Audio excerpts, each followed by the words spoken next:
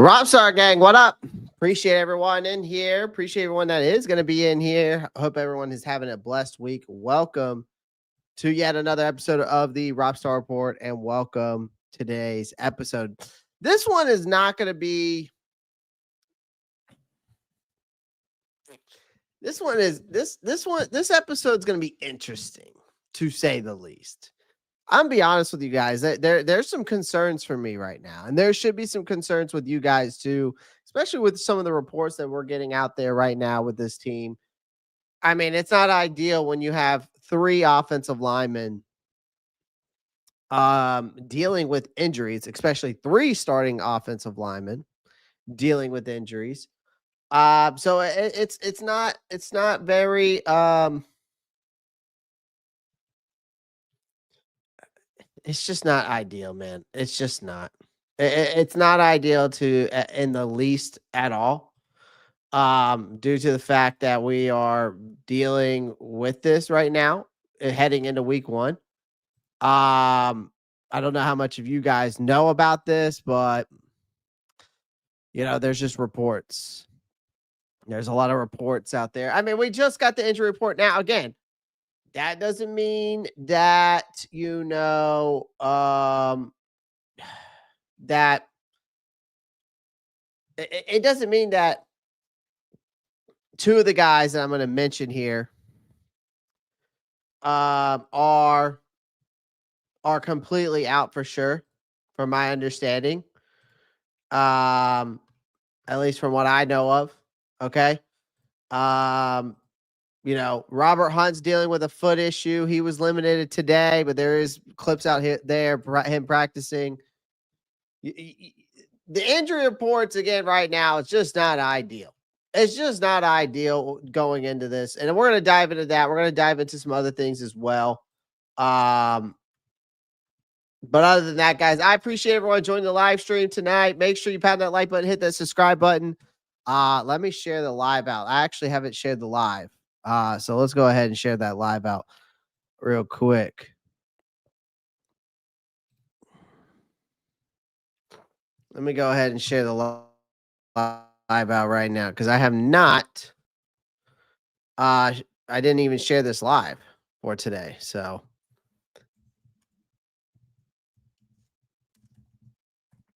Might as well go ahead and get it out there, because I have not even shared it. So we're going to dive into a bunch of stuff, though, today, man. We're going to dive in a couple of things. We're going to talk about the safety. We're going to talk about that safety room.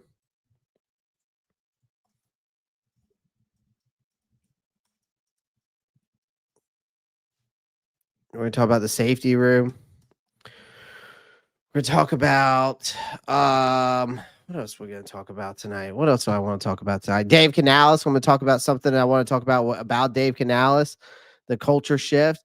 We're going to talk about some interesting gamble on this. We're going to be talking about the nose tackle position, because A'Shawn Robinson right now is listed as the starting nose tackle, which I'm surprised about, honestly. Did not expect that. So, yeah, there's that. We're going to dive into that. We're going to dive into the depth chart tonight as well. We're going to take a good once over at it, because I didn't get to do that with you guys last night. Yeah, boy, my favorite topic, talking about Nick Scott. Yeah, I think that's a lot of people's favorite topics nowadays, because we're gonna dive into the depth chart a good bit tonight. I'm also gonna have my NFL Week 1 picks out tonight as well, besides the Carolina Panthers. Okay. I mean, actually, I'll probably have them in the mix, just because I'll do a full video of those picks. So I'll probably have those out tonight as well, and I'll have some other shorts out for you tonight as well. So make sure you check those out. Okay, let's make sure you guys check those out. I would greatly appreciate it. I'm trying to see if there's any. Let me go to Mike K real quick, because I think he had the full list up on his page of guys being limited and out. Let me see here.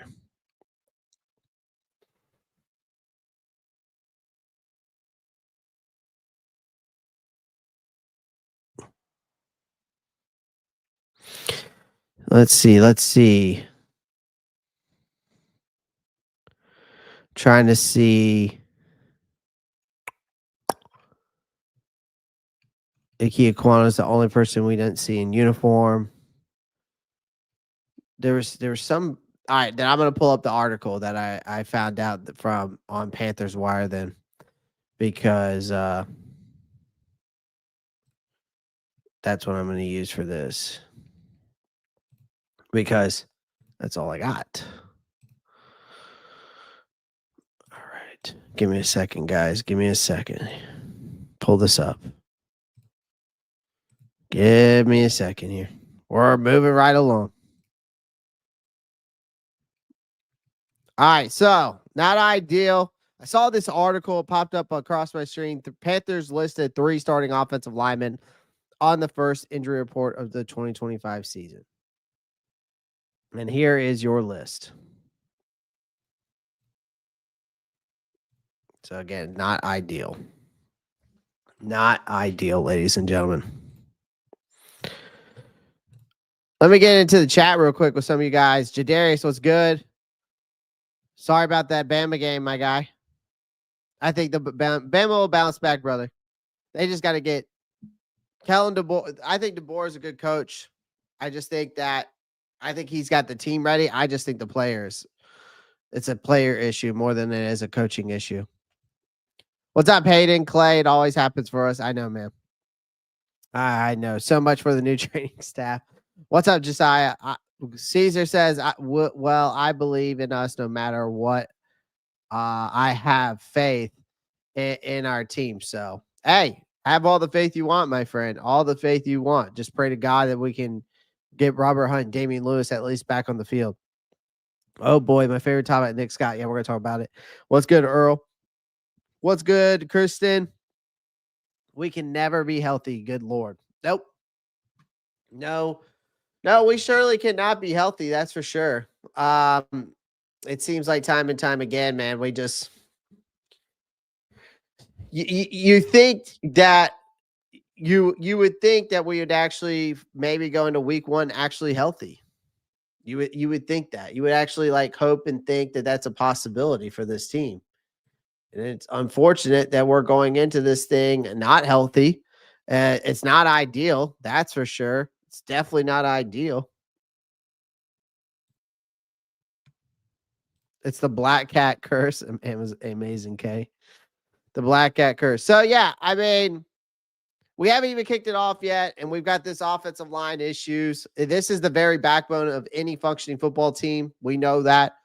And then they pulled this report out that 3 starting offensive linemen, including we knew Ike Aquanu. Everybody, like, we knew Ike Aquanu was not going to make it on Sunday after that appendectomy, right?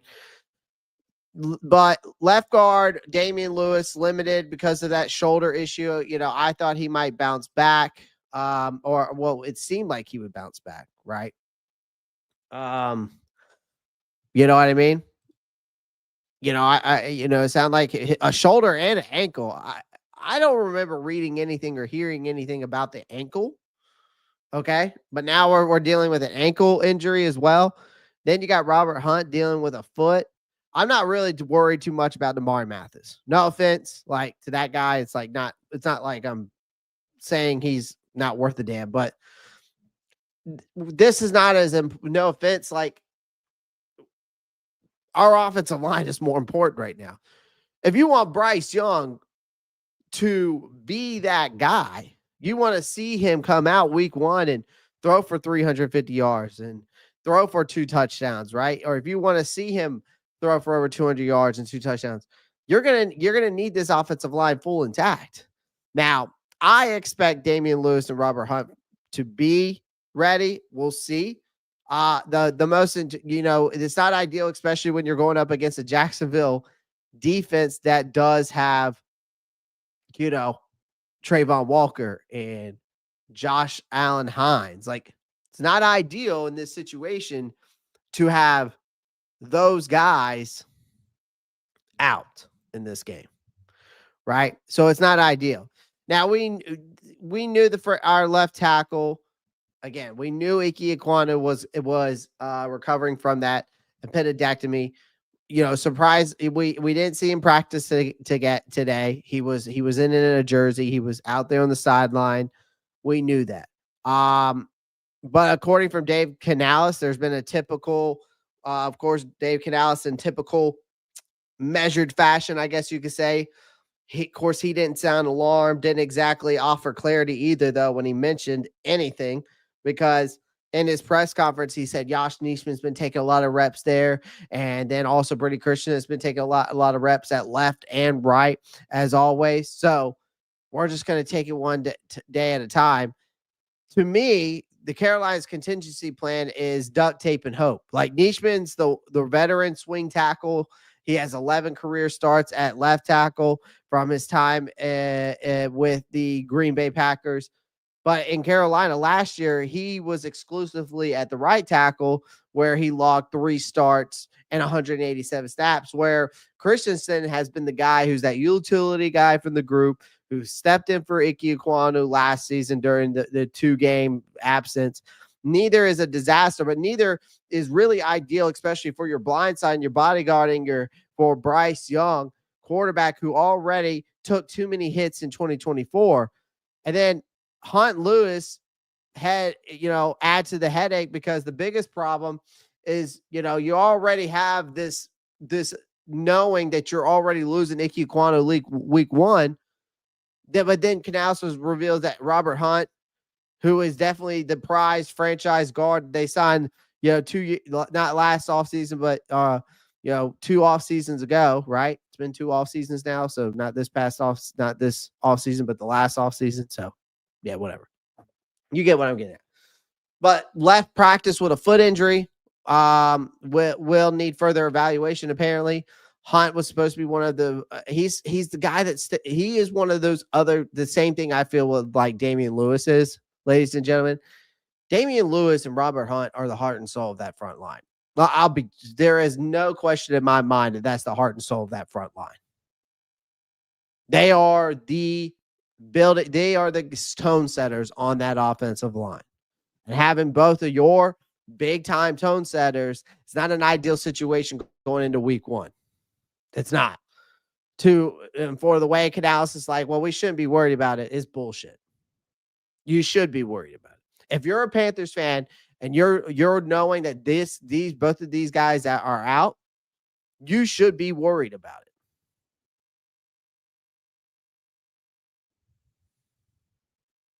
You should be worried about it. Now, luckily enough, Damian Lewis has been back. He's been practicing. We know that. Robert Hunt going out with a foot injury again is still not ideal on top of everything else. It's just not. It's not ideal. Brock Jones to bringing in some Carolina Gamecock talk needs to hang on to that ball if we're going to make it. Brock Jones, did he fumble in this last game? I think maybe, did he fumble one time? He only fumbled once. Honestly, he's holding on to the ball way too long, Brock Jones, if we're going to be honest with you. He took too many sacks in that game.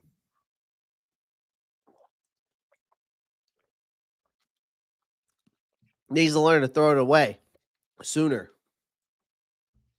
Like the safety, for example. Week 1 is when everyone is basically healthy and available for the season. Well, that's not the case here. What's up, Marcos? Cat, what's up, Eric? Palmetto Panther, we in here? Yeah, absolutely. So, again, you're losing both of your tone setters. So you lose Robert Hunt because of this foot thing. You got Damian Lewis, who's dealing both with a shoulder and ankle issue. Neither one's ideal none of this is what you want, right? That both practice it in limited capacity, but let's be real. Starting the season with 2 nagging injuries at one of the most physical positions of football is not a recipe for dominance in the trenches. Okay. And then you got Robert Hunt dealing with a foot. So why this matters more than the average injury report. Here's the one thing you need to understand why this matters. Okay. Why this matters.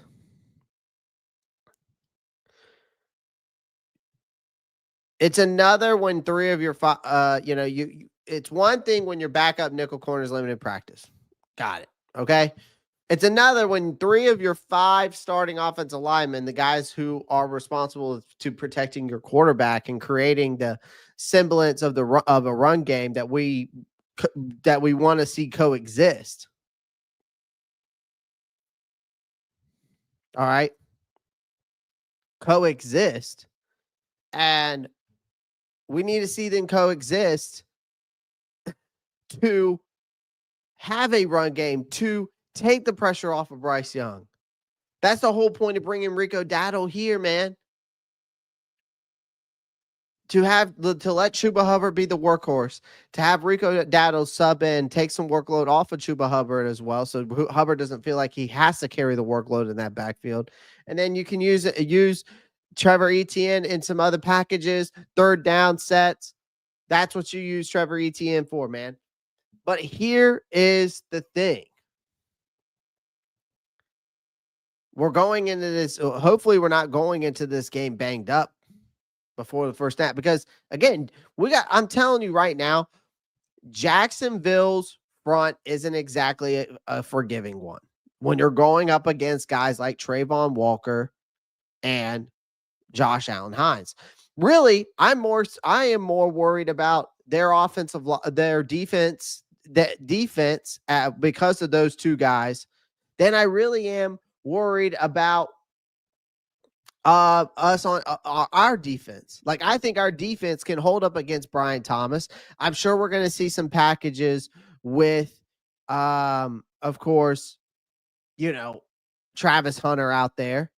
But your biggest thing here to win, one of the keys to victory for me, and I'll dive more into that when we do our preview and prediction live stream. I'm either going to do that tomorrow. I probably will do it Friday. Maybe tomorrow night. I don't know yet. We'll probably do either tomorrow night or no, because the Cowboys game's on tomorrow night. So I'll probably do it Friday. But the thing is you got to protect Bryce Young. That's where your season depends on it. And I've told y'all this. The first 5 games of this season are the most important games for Carolina. Because if you can get out of those first 5 games, 3-2, you have a very good chance of being 8-9, 9-8. Right? Because that's where I see them. I don't see them winning 10, 11, 12, 13 games. I just don't see it. We got people out here are way too optimistic. Now, again, if they do that and they exceed my expectations, great. But I'm going to keep myself grounded in realism. All right? That's where I'm going to keep myself at. Because there's been time and time again where I've said, because I've been doing this YouTube thing now, going on 4 years, 5 years now. And my first 3-4 years has been optimism. Well, no, not last year. So my first 3 years was optimism. We're going to win this 10 games. We're going to win 10 games. We're going to win 11 games.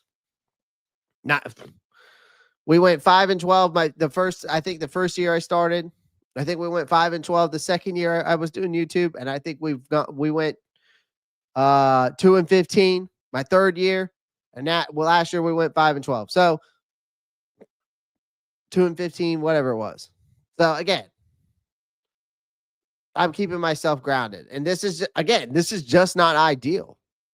I'm hoping that we got to hope that Lewis and Robert Hunt are going to be able to play Sunday, because here's the thing. You can't ask Bryce Young to go out there week 1 and play hero ball. Bryce Young, we've seen him. He stumbled out the gate. He did it last year, man. You can't have him doing that. Hold on, let me get to the money real quick. Shout out to Calvin Aubrey coming in. He goes, "What up, Roppstar? Hey, man, we need to go all out and draft a game changer like the Packers did." Yeah, absolutely. Absolutely. We definitely do. The strength and conditioning staff sucks. Footwork, seeing the field better, but I'm glad he's a Gamecock. Absolutely. Yep. I meant trade for a game changer this year. I mean, you're not going to get a game changer now, Calvin. The trade market now trying to get a good game changer. You're going to overpay. I mean, the Dallas Cowboys wanted us to trade Derek Brown and 2 first-round picks for Micah Parsons, and then Micah Parsons. Not only does the Packers just found out, he's going to have an epidural almost before every game to play because of his back issues. Just think about that. We aren't in the position to trade 2 first. No, we're not. Not especially not trading our best defensive player. We're not. Shout out to Calvin for that $20 donation. Though, I listen. I agree with you. I want to get a game changer, but it's definitely going to be in the draft. It's definitely going to be in the draft. It's not going to. I'll tell you this. It's not going to be what you're saying. Okay, it's not. All right, I can tell you that right now. It's not going to be in the draft. A trade. It's going to be in the draft if you're going to get that game changer. I know a guy who's coming out of South Carolina probably this year that would be an absolute game wrecker. His name is Dylan Stewart. Do your homework. Shout out to Calvin.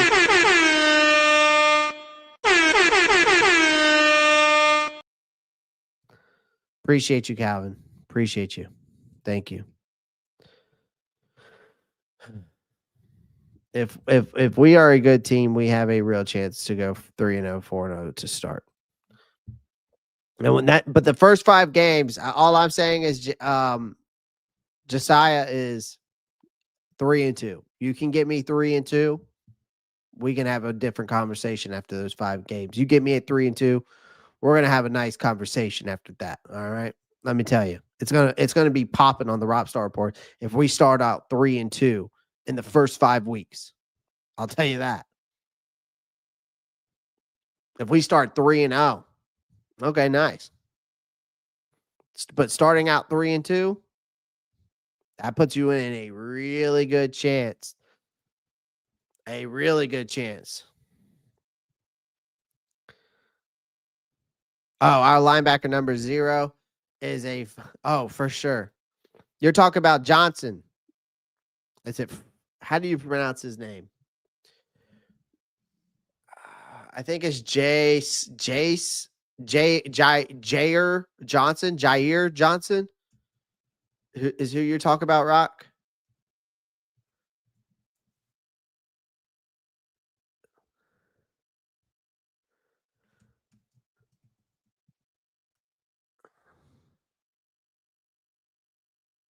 I think, or is it Fred Johnson?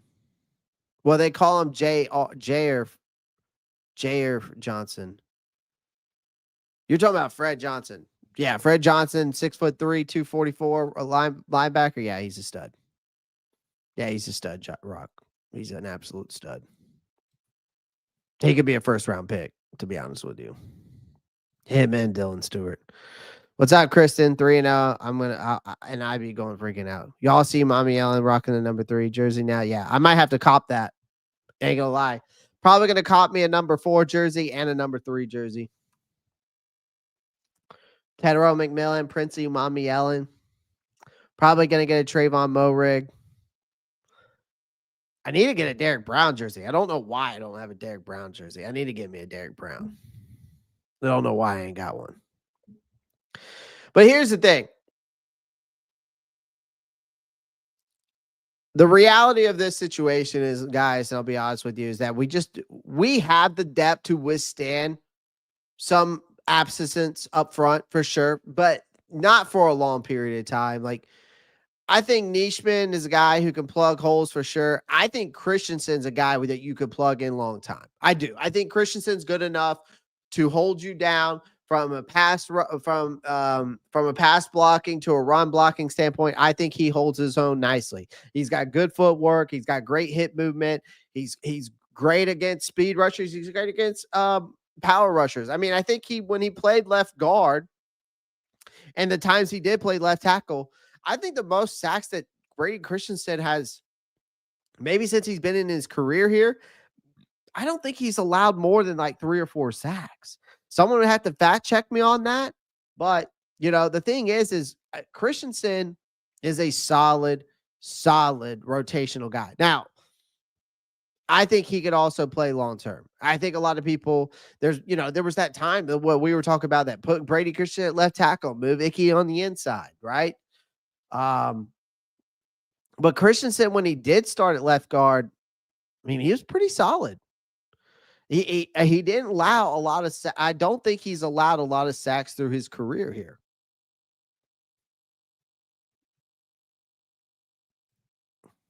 So, if we're talking about a long-term guy, I think Christensen can be that guy. I think if we had to substitute someone long-term, Christensen could be that guy.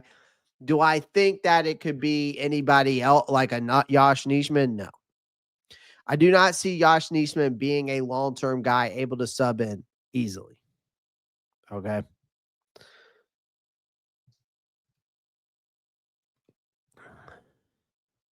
Yeah, 22 for Ransom does look sick. Palmetto Panther. We as a fan base are impatient and we get why. I mean, be patient. Dan is doing a good job with what we inherit. Not having a first round pick for his year one for him. Yep, and had to trade back just to get it. Yep, absolutely, Kendall. You're definitely right.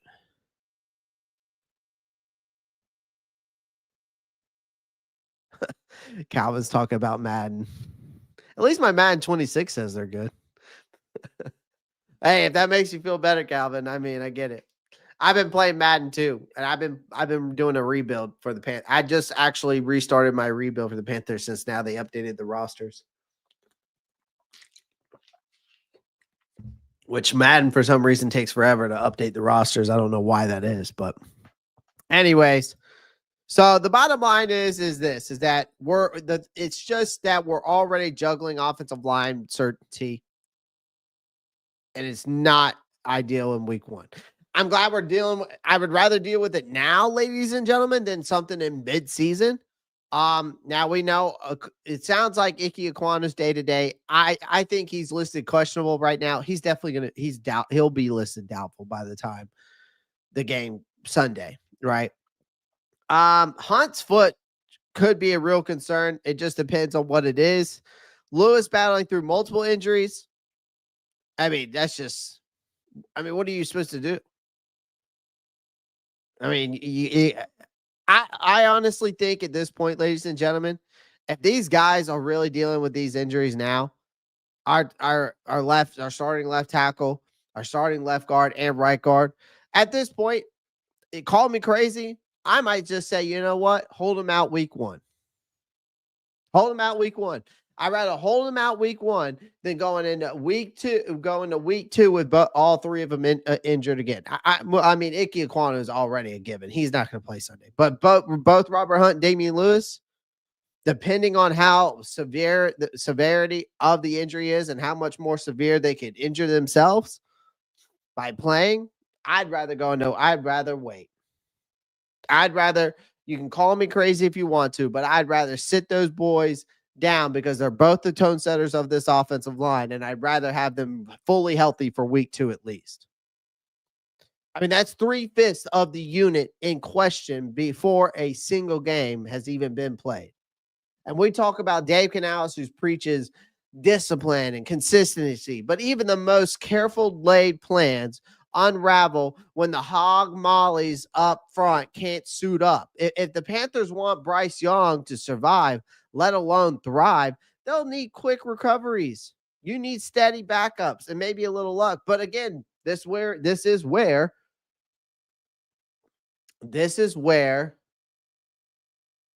you have to have that, I guess, the next man up mentality, though.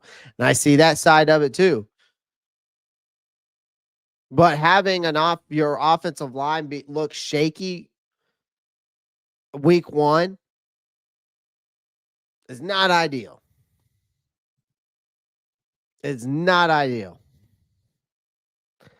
Did you draft Sellers, Clay? I haven't got to that point yet. And secondly, they haven't updated the draft classes. And it's tough to find good draft classes to download to in Madden. So yeah.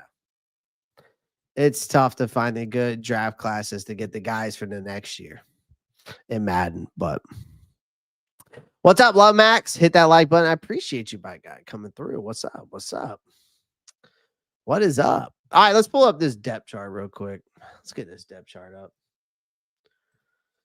Some damn bullshit, boo. Look at this. Oh, let's take a look at this. All right. Well, let's go with the defense.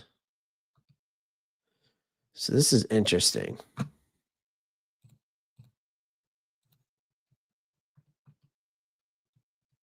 This defense is very interesting. All right, you guys can probably see that. I might have to zoom in a little bit more. There we go. So look at this.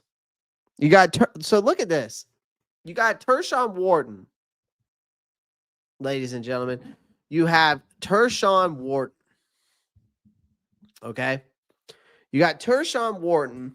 Sorry, and I'm looking at my computer screen over here. Sorry. Hold on, I'm fixing my mic. Just working, listen at work, man. Appreciate you coming through.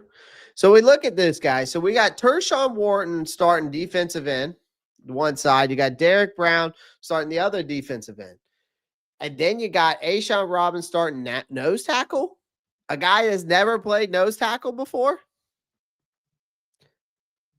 At least in his mind, he's never. At least what I know of, he says he's never played nose tackle before.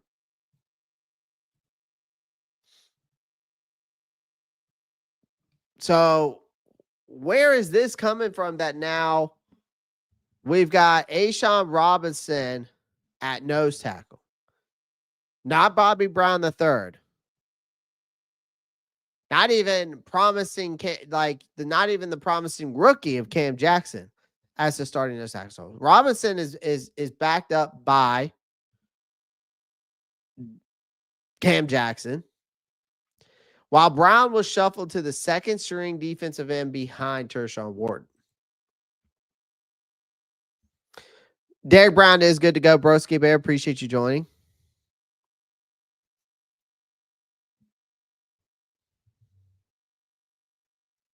He is a true nose tackle.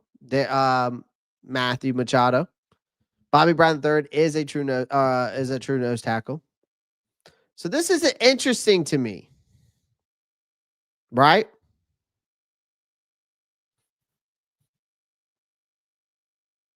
I like no. There's no way anyone expected this. Like it's like even when Robinson was talked about it, like Robinson was reluctant to play nose tackle when he arrived last year. If y'all don't remember that, for good reason. It's not his natural role. He's a capable lineman, but asking him to anchor the middle, absorb double teams on a consistent basis is like asking a pass catching tight end to suddenly to dominate as a blocking specialist. Now, do I think that A'Shawn Robinson's got the size to be a nose tackle? Absolutely. If you go look at the size of A'Shawn Robinson compared to Bobby Brown III, you're looking at 6'3", 320, whereas you're looking at 6'4", 330. So a little bit of extra 10 pounds there, 1 inch on the height. Okay. It's not that he can't try. It's just the fact that to me the fit doesn't make sense. I mean, the reasoning here has to be because Wharton has outperformed him on the edge. Because Tershawn Wharton has, according to reports, has outperformed A'Shawn Robinson on the edge. So I'm assuming that the coaches are trying to force Robinson inside to justify a spot in the starting lineup. On paper, it plugs a hole. In reality, it feels like you're just rearranging furniture in the house with a cracked foundation. You know what I mean? But I feel like part of this too, ladies and gentlemen.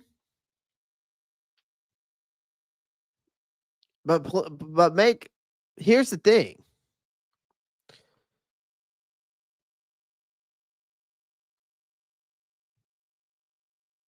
Here's the thing. Is this not like deja vu all over again with Evero's stubbornness that we've talked about like multiple times? Is that what we're seeing here with this?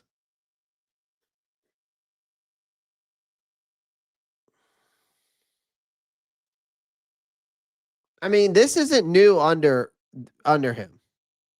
You saw it last season. He insisted sticking Shy Tuttle at nose tackle, but despite everyone watching the film screaming otherwise.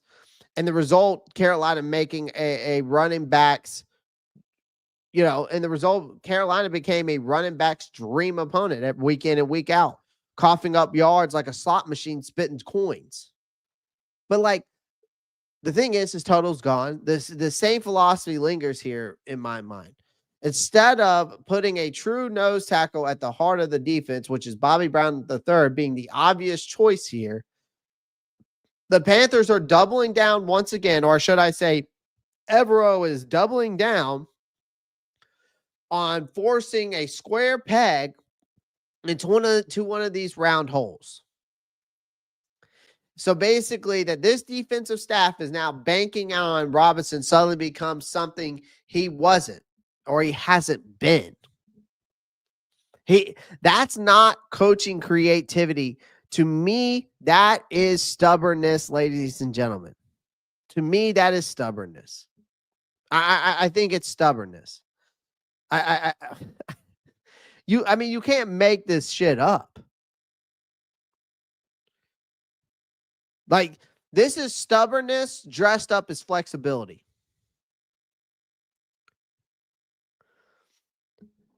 The good news here is for you guys, and I'll say this, is that Carolina has insurance policies this time. Brown is a natural fit for the nose. He can slide inside, give the defense the anchor it desperately needs. Jackson, I think, though, still is a raw, rookie, has the traits to grow into the role faster than most rookies. I would say neither was an option last year, which is at least one step in the right direction. I think, but there is a problem here. Options don't matter if you refuse to use them, because last year it proved how damaging blind loyalty to a scheme or a depth chart decision can be. Like, if Robinson struggles early, Evero can't afford to repeat the same mistake and let the season just bleed away while the middle of the defense gets gashed week in and week out. Right? I think the bottom line here is that starting Ashawn Robinson at nose tackle isn't bold. It's not clever. It's risky business, I think. I think it's risky business. I think with a high chance of repeating a very recent, very painful history we're going to end up seeing going through.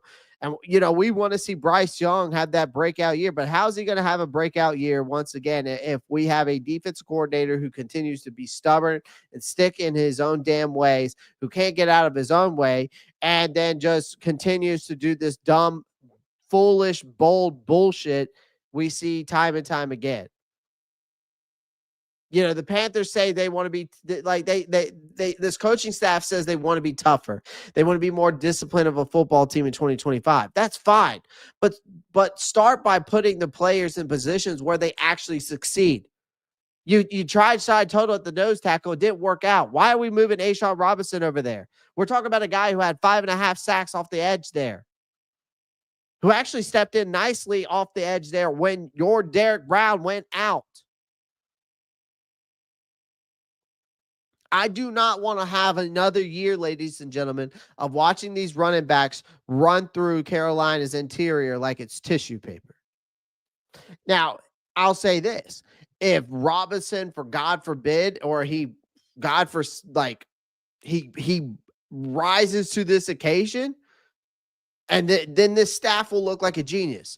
But if they don't, and then we're going into week 1, and we're going up against Tank Bigsby and Travis Etienne, right? They're not the biggest names in the running back room, but if those guys go out there and we get gashed up for over 120, 140 yards, you're going to look at this coaching staff and you're going to look at Ejiro Evero once again And they're going to look like stubborn holdovers from last year's disaster. And you might be seeing, and me bringing this up now, you might see it before the first whistle even blows in Jacksonville.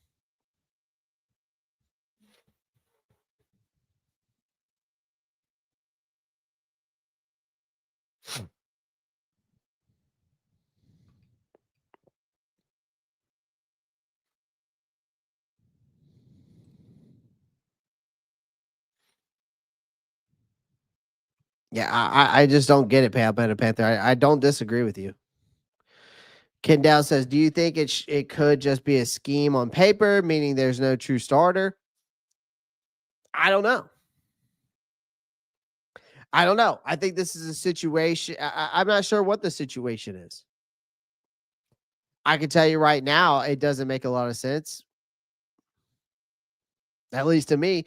I mean, I broke it down there. I mean, to be honest with you, again, I just think you have the problem is you brought Bobby Brown the third in here to be the true nose tackle. That is his natural fit. Why are we putting Ashawn Robinson in the middle? The guy was reluctant to play nose tackle last year when he arrived here because he had a good reason. He says it's never played it and it's not his natural role. I think he's got the size to be a nose tackle. Don't get me wrong, but you're asking him to anchor the middle and absorb double teams on a consistent basis to a guy that's never played the role. That's not his natural role. And it's just like I said, it's like asking a pass catching. That's like asking Travis Kelce to become this dominant blocking specialist. It's not that Travis Kelce can't go out there and try to do it. That's just not his game. That's not who he is as a player.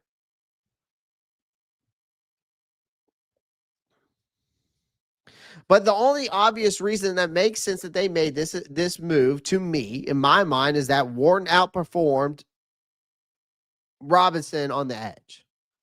So what their coaches are doing are ended up forcing Robinson to inside to justify his spot in the starting lineup. Again, this is on paper. On paper, it just shows a plugging a hole. I think in reality, and no pun intended here, or whatever this metaphor, but I feel like it's like rearranging the furniture in the house, ladies and gentlemen, and you have a cracked foundation. Makes no damn sense.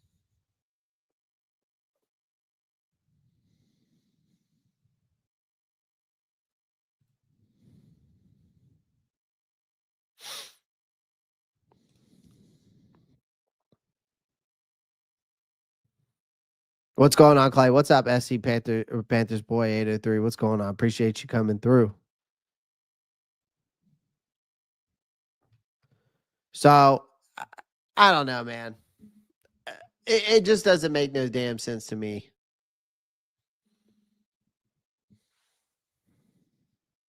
Also, remember, didn't have Bobby Brown as the starting nose tackle in preseason either, and we didn't get much pass rush. He's about to push his way out the door if this looks anything close to last year.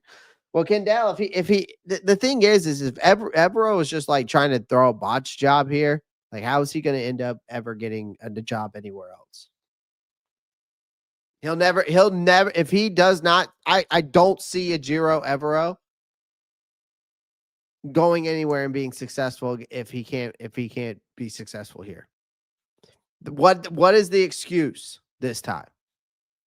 What is the excuse for this guy if he's not able to turn this defense even to a top 20 defense? Because at least on paper, I look at this list of players besides the inside linebacker room where I think that this defense should be at least top 20. And if this defense is not at least top 20, Bryce Young is going to end up looking like the bad guy once again, and it's going to fall on him for some of these losses. But no one will ever point out, because last year nobody else pointed out the flaws in the defense and the drop balls and the fumbles of other players, but we just pointed at Bryce Young. You pointed at where everybody else wants to point it at.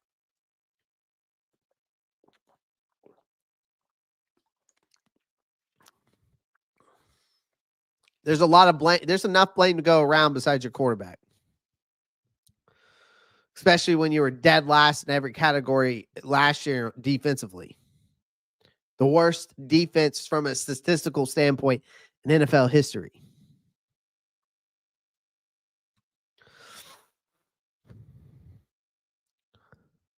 But here's the thing that's also most puzzling about this depth chart right here, ladies and gentlemen, is that like Nick Scott. Let's talk about that. This is the most inevitable day by day. The more I look at this depth chart, ladies and gentlemen, this is God, I don't know how much more we could talk about this. This is one of the biggest red flags. The safety spot opposite a free agent, the addition, Tre'von Moehrig.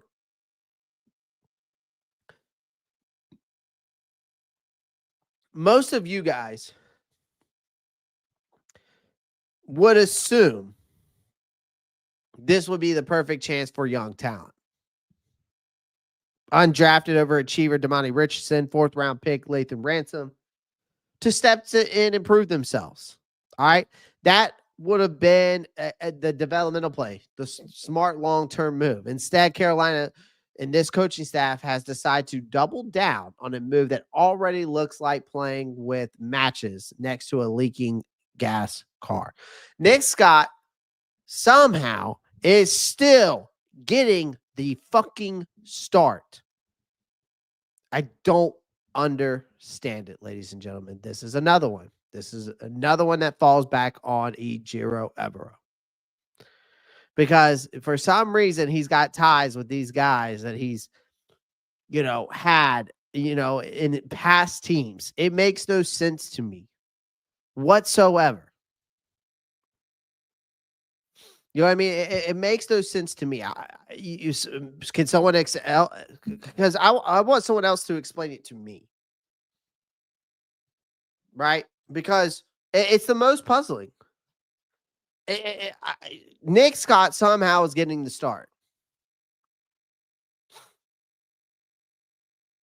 The same Nick Scott who was benched into irrelevancy last season, the same Nick Scott whose coverage breakdowns and missed tackles turn into punchlines on Panthers Twitter, that guy is getting another run where this guy should be the guy that should be mentoring these guys and be playing special teams, where I think Damani Richardson should be starting alongside Tre'von Moehrig, and Lathan Ransom should be starting alongside him in other packages, where they should be rotating those guys in and out. That's what I think. But again, we have the same fucking defensive coordinator who is just stubborn in his own ways and can't get out of his own way. And he's going to ruin his NFL career, in my opinion, because of that. And I don't think he'll ever coach if he can't figure out how to get this defense at least to a top 20 defense. I don't think he'll ever coach again. I don't think he deserves it because he's too stubborn to get out of his own way. Because he continues to quickly praise this guy, Nick Scott, who is an absolute bum. Because in the what he praises him on is communication and professionalism. Who cares? He can have great communication off the field and be professional off the field. That's fine. Cool. Great. Grand. Wonderful. He says he can call out coverages. Okay. Well, how many times have we seen him? Right?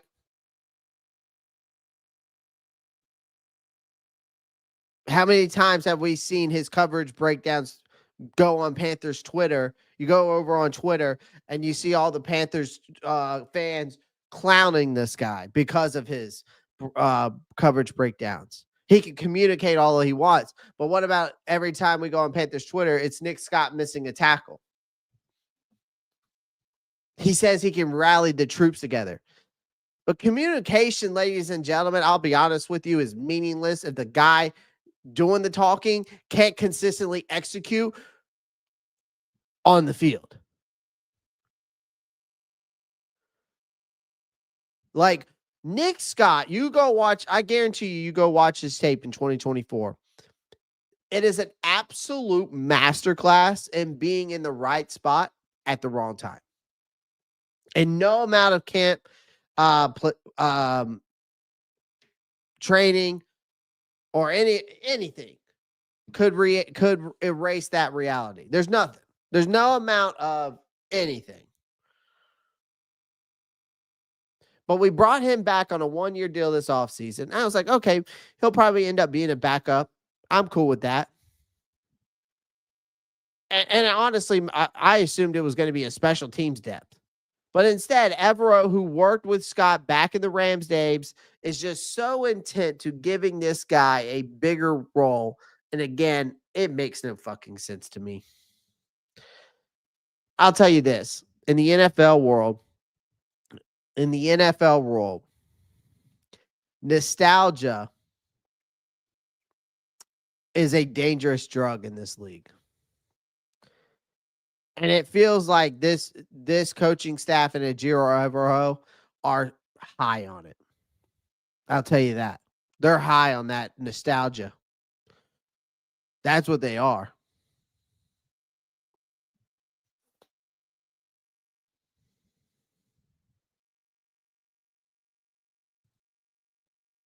They love them some Nick Scott, don't they? Yep. Christ, man. Scott better have a pick. He's going to have an interception in this game to save himself. You could be the smartest, most charismatic person at your job, but if you're bad at your job, that's a problem. Yeah, it's like, okay, Nervous, that's a perfect example. Think about it this way. Think about John Cena. Actually, no. Well, John Cena. Yeah, let's talk about John Cena. Crazy on the mic, charismatic dude, right, in WWE, greatest of all time. But what if he was just a shit wrestler? Now, again, there's been rumors that he is a shit wrestler and he's only have a certain skill set, move set as a wrestler, but he's not that bad. He's not a bad wrestler. You know who Nick Scott reminds me of from a WWE standpoint? Dave Bautista. Dave Bautista was one of the most charismatic wrestlers, but he was terrible at wrestling. Like, he was legit bad. I'll be honest with you. I thought he was bad. And I'm a big WWE fan. So that's who I would compare it to. Now, if we got any other WWE people in here that are big fans, sound off in the comments or in the chat. Give me another comparison. But that's what I would compare it to for this whole Nick Scott ordeal.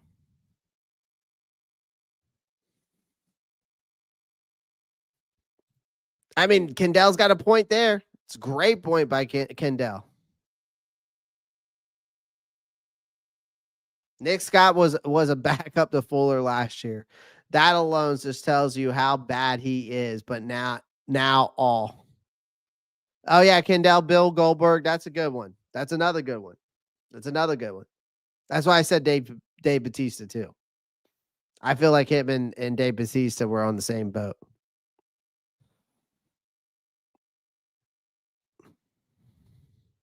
Unless you're the owner or something, then it doesn't matter how incompetent you are because nobody can tell you no. Jesus. I'm a little nervous about all the injuries on this offensive line. You should be, Joshua. Yeah, Bill Goldberg's a perfect example, Kendall.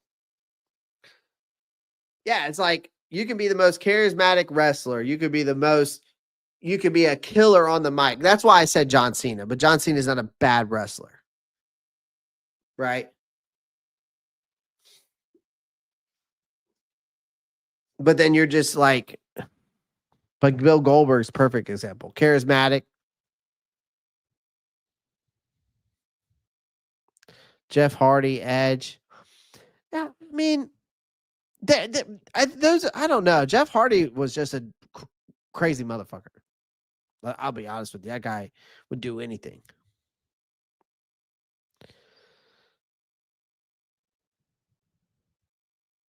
That guy would do anything. Edge, I don't know. I thought Edge was a decent wrestler, but maybe it's just because that charismatic is blinding me of his wrestling. I don't know. I was a big Edge fan growing up. Not my favorite wrestler of all time. Randy Orton's my favorite wrestler of all time. I don't know who y'all's are. Randy Orton's my goat. I'll be honest with you. Hayden, not much. We were just breaking down some of the roster question marks I had on this. That's what we were breaking down. Oh hell no! Nick, his Scott is like Elizabeth. His side piece, Miss Elizabeth. I can't do a Macho Man Randy Savage. I wish I could. Oh yeah. I wish I could do one. What's the update injuries I'm later getting here? So local kid, unfortunately, you've got Ike Ekwonu for sure out for this game. We can go ahead and just knock that out. But Robert Hunt had it ended practice early today. He was limited in practice, but ended practice early due to a foot injury. And then Damian Lewis was limited today in practice, dealing with an ankle and shoulder. So I don't know. We don't know we don't know if they're going to be playing on Sunday. Just so you know. That's what we talked about before. Then we started talking about why A'Shawn Robinson starting, at least according to the depth chart, at nose tackle. Now we're on the Nick Scott thing. But now we're on the Nick Scott train right now. Ultimate Warrior. That's true. The guy was terrible on the mic. Charismatic, but he's terrible on the mic. But I don't know. I thought the Ultimate Warrior was a good wrestler. Is that not true? I don't know. Ultimate Warrior was before my time, so.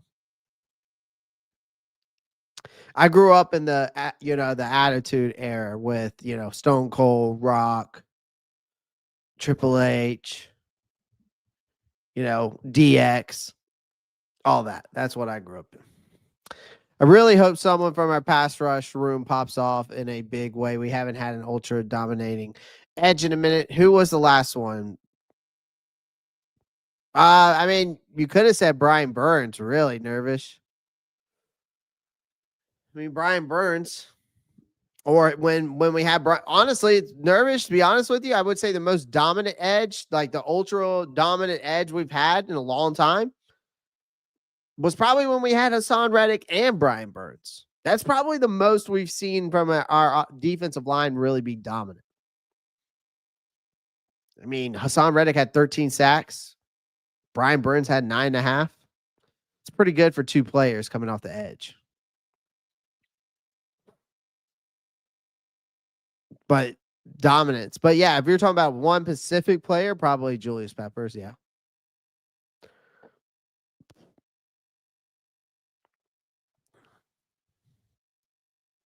We desperately need Lewis and Hunt for sure. I'm not sure I call Burns dominant. Addison, Johnson were solid, but not great. Yeah. What I was saying nervous was Hassan Reddick and Brian Burns together. That was pretty. I thought they were pretty dominant. I mean, 13 sacks, 9.5. It's pretty good. That's pretty solid, I would say. But yeah, back to this Nick Scott thing. Like, I just think again that the problem is with Ejiro Evero too here is that you're wasting the opportunity of the young guys. Like, this is where the decision really like grinds my gears. You have Richardson and Ransom. These guys aren't just hopeful guys. These guys are physical, fast, hungry. Richardson in particular outperformed Scott on defense last season, despite being thrown into the fire as an undrafted rookie. He looked like the guy who needed more chances, not fewer. Where Ransom, though, I know is raw, flashed during the preseason with that kind of athleticism that doesn't come with the veterans' mileage and mistakes. But again, putting him alongside Morig again, I think is kind of counterintuitive because I think Ransom has the same kind of skill set as Morig does. But the thing is Panthers keep selling this coaching staff, Ejiro Evero, they keep selling themselves as a developmental staff. But the problem is then develop, right? If you call yourself a developmental staff, Fine, then develop. But you starting Scott over a younger, more explosive options completely undercuts that message. This is the exact type of conversation, loyalty-driven move that has kept this franchise in the mud for years. It doesn't help that training camp was closed for fans this year, number one. So leaving a little outside perspective on who's actually thriving, who's drowning. The Panthers, it's basically what we're hearing from the podium and what we're getting from some videos here and there and some highlights, and then the beat writers. That's all we can go on. When we were talking about the training camp, their word is currently vouching for Nick Scott.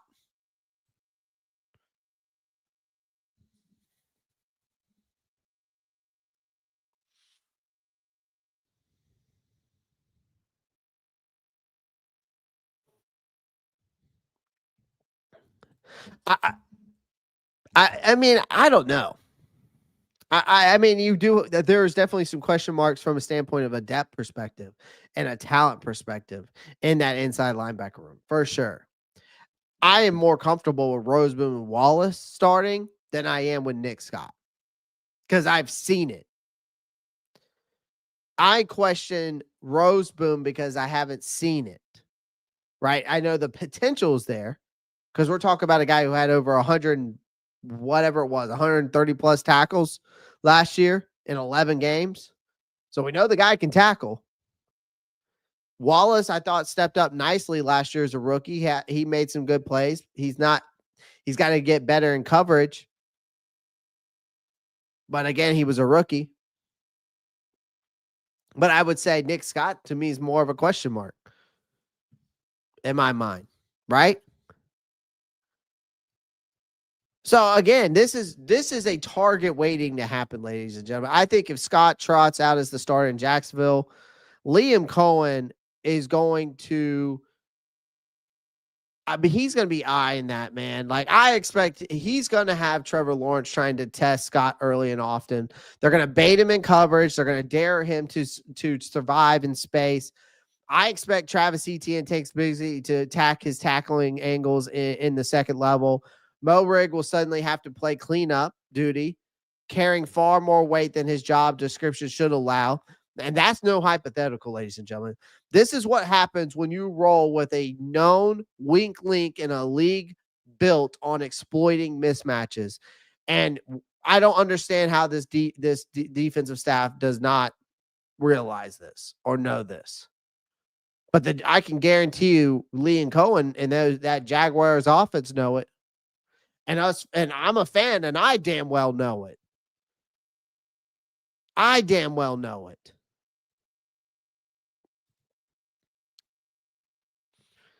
So it's puzzling, man. Like, y'all have every right to be uneasy with some of these. You know, A-Shot Robbins starting at nose tackle, Nick Scott starting at safety.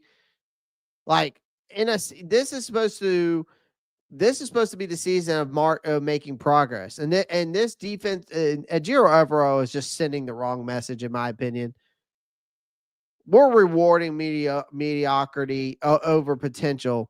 Is how franchise gets stagnant.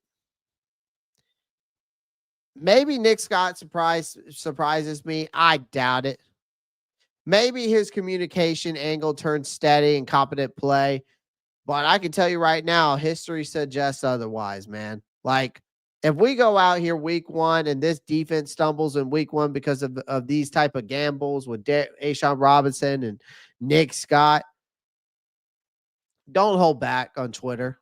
Don't hold back on and when they do the press conference. All you Panthers fans watching this, you need to voice your opinion. You need to go march down Mint Street, man. Because this is the type of shit that continues to happen. This is the type of shit that continues to keep us in mediocrity. This is supposed to be a progress year, but these types of moves just don't make no damn sense. They don't. And then on top of that, you've got the offensive line and injury. Like, This is why I don't understand how people can say, well, this team can go 13-4. Really? How the fuck is that going to happen? And how are we going to go 13-4 when we got a defensive coordinator putting a guy who was reluctant last year to play nose tackle, but we're going to put him at nose tackle this year because he was getting outperformed by another player in Tershawn Wharton. But then we're going to start Nick Scott over the young bucks who've outperformed him. Like, make it make sense to me, man. You're also wasting the opportunities of these young guys in that safety room. And Richardson, when he stepped in last year, like I said, outperformed Nick Scott. So what are we doing?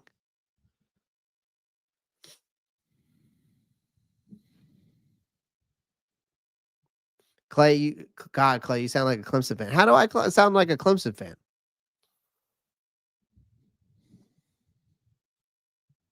How do I sound like a Clemson fan? If our defense makes Trevor Lawrence looks like prime Peyton Manning, I'm going to be highly upset. He might be able to if they're exploiting Nick Scott almost every damn play. And then you have to watch Tre'von Moehrig pick up his slack. These are the types of moves like this that, again, I tell you right now, it's not good. These are the types of moves. Now, if it works out, great. They look like a bunch of geniuses. If A'Shawn Robinson works out at nose tackle, a guy that's not his natural role, and that, he was reluctant to play last year, and he goes in there and absolutely eats up double teams and take and it becomes that like anchor on that defensive line, then so be it. Great. You proved me wrong. You look like a genius. But if we go out there and stumble out the gate, I'm not bitching. I'm just speaking out the facts, Rock. Not bitching. I'm just speaking the facts. I'm honestly, you should say, Clay, well, I mean, Rock, why don't you make it make sense to me? How does it make sense that A'Shawn Robinson should be nose tackle when Bobby Brown III was the free agent they signed to bring him in? That's his natural role. Why is Bobby Brown III not a nose tackle? Why is Nick Scott starting over the young bucks when the young bucks have been outperforming him? When Nick Scott should be the mentor and the special teams depth. Instead of saying that I'm bitching. I'm not bitching. I'm pointing out the obvious and the facts to where this team can become, once again, exploited due to a stubborn defensive coordinator that we, for some reason, continue to keep here. What has Ejiro Evero done? To me, in my mind, what has that guy done to keep his job here any longer? And if we go out there and stumble out the gate, you're going to be pointing the fingers at Ejiro Evero if this team gives up more than 120 plus rushing yards. And then Nick Scott ends up busting coverages and missing tackles. Then you'll be coming back here, Rock Jones, and saying, well, Clay wasn't bitching. He was right. That's what you'll do.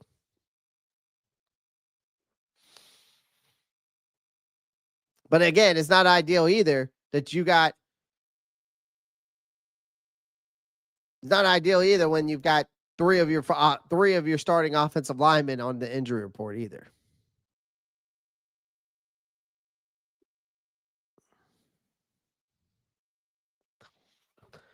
It's not a good start to week one. We'll see what the injury report says as we get closer. I think, again, for the injury report, I think from what we're seeing, I know Ike Ekwonu is out for sure.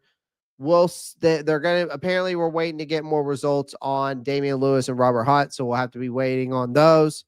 Hopefully it's nothing crazy. Hopefully it's just little minor tweaks that will be fine by Sunday. I guess we'll find out more about that. So we'll see. I'm hoping that both of the tone setters on the offensive line are going to be available and ready to rock and roll. Take solace in the brother. Dan and Dave won't risk their first time jobs as head coach and GM. If Evero it's a clear issue, they will get him the hell out of Dodge before that happens. Who is the backup? I think it's Christensen. I've heard, but I mean, Dave Canales did say Josh Nishman has been getting some burn at left and right. So, but I would assume it's Brady Christensen. And I'm okay with it. Like, I'm okay with Christensen going in there and starting as long as Damian Lewis and Robert Hunt are there. I think Christensen will hold his own. Don't get me wrong. I think Christensen, if we needed him long term, could be a long term left tackle. It's just that I'm not willing to feel okay going into Jacksonville week 1 without Damian Lewis and Robert Hunt, who are, again, I think the tone setters of this offensive line. So, just my opinion.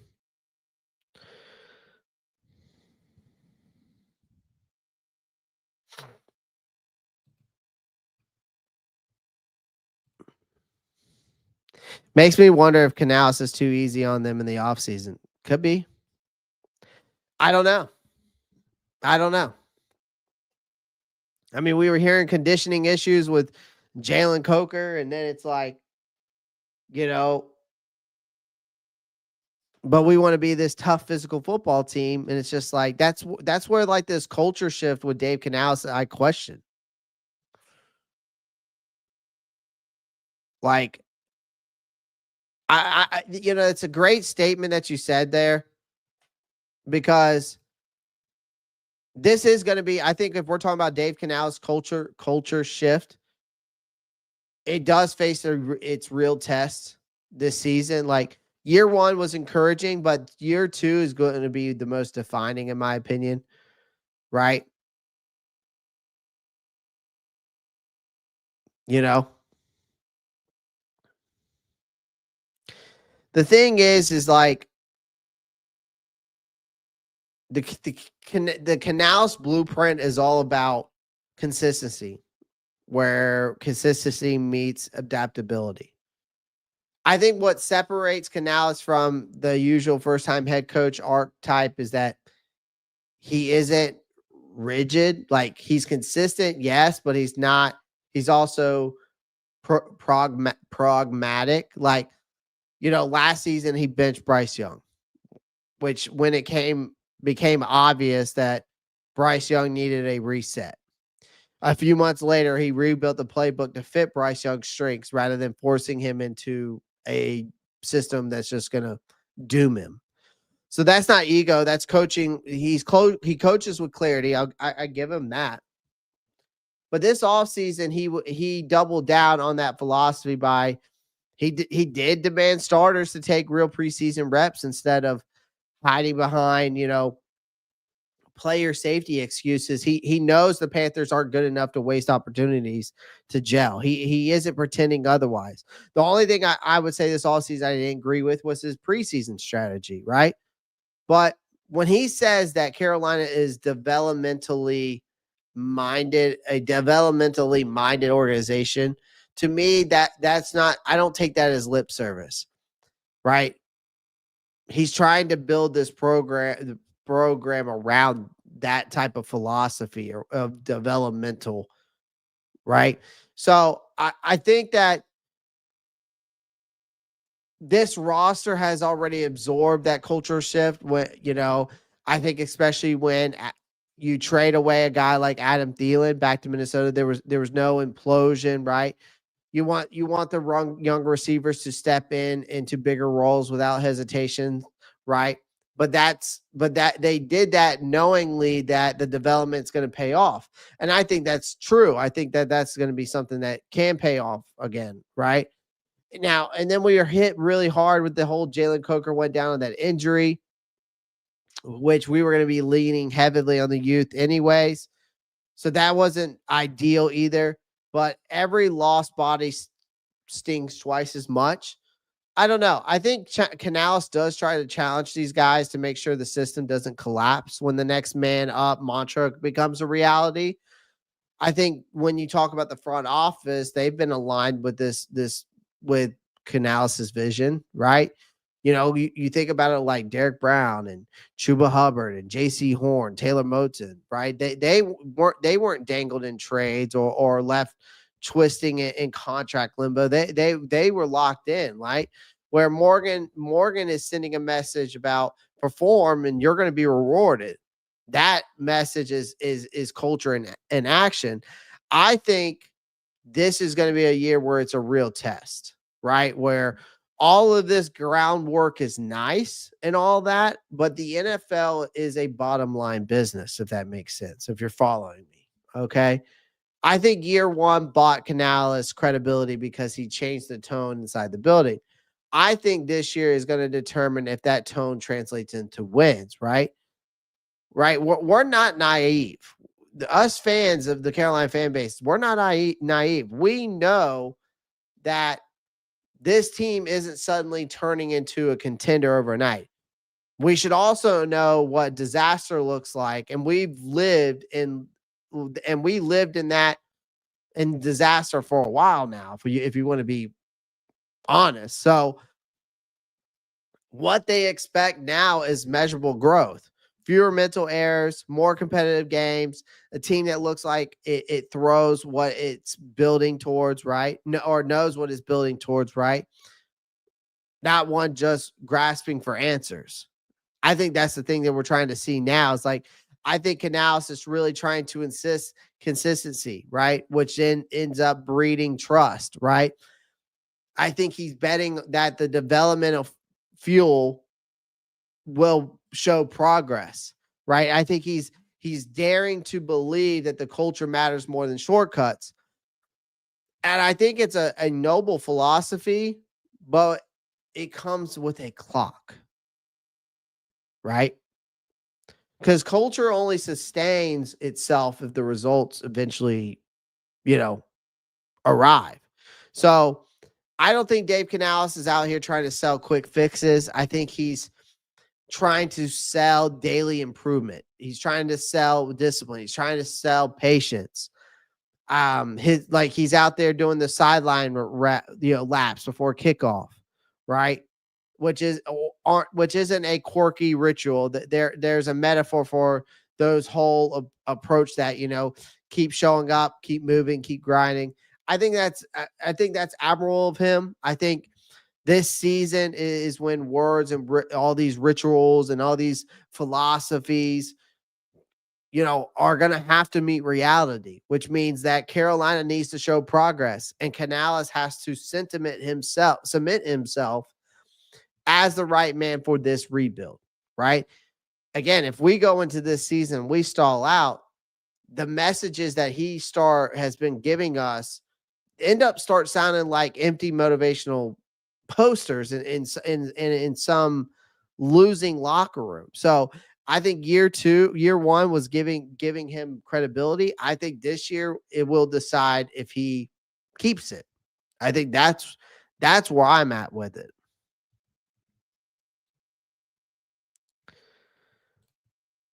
Yeah, we have no idea how. Yeah, I know. Yep, shaky 8 in hasn't, but him on a special teams. Yeah. Yep. Yep. If he's all nervous comes and says if he's always super positive, never digs into him, that's a problem. Fair. Canales seems to be too nice, more like a summer camp counselor than a football coach. You're not there to be friends. Very true. Multiple players have injury issues right before the season starts. It's the reason why I wondered that, but I'm not there. Yeah, And we weren't able to, that's the thing I bring up.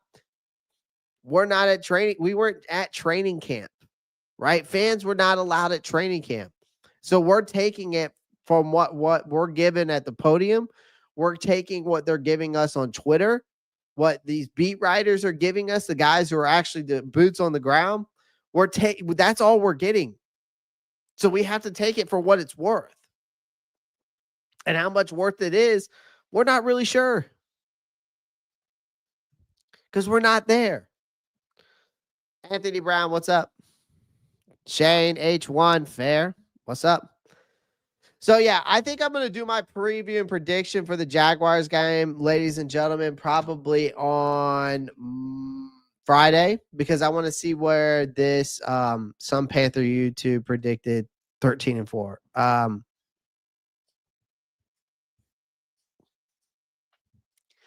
No comment. That's what I'm going to say, Shane. No comment. No comment. So yeah. Other than that, guys, so I agree with you. Definitely need to see improvement this season for sure. For sure. It's all about progress this year, man. 31-21 Panthers win. All right, Palmetto Panther. All right, so I'm going to give it some time. I want to see what this injury report looks like on Friday. Where we're at on Friday. Once I see the injury report on Friday, but that'll give me a better idea where I think this game can go. I predicted on the NFC South roundtable last night that we were going to win. That was before these injuries came out. I was okay with the Ike Ekwonu being out. I knew that was already going to happen. But now that we've got dealing with Damian Lewis and Robert Hunt, I need to see the extent both of our tone setters on that offensive line,